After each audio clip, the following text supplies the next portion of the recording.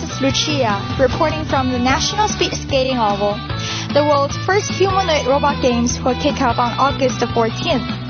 Today, I will take you behind the scenes and show you how teams are preparing for the competition. Let's go!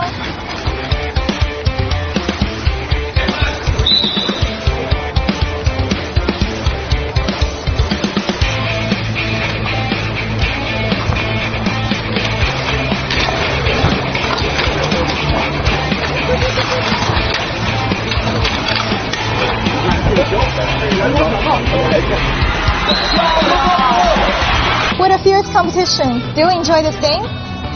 I think we'll be able to make major improvements. I'm not sure whether we're gonna win. We're definitely gonna improve, and I think the most important thing is compare ourselves to ourselves, where we started from. The official competition is about to begin just right here. Let's wait and see what this humanoid robots can do in the future.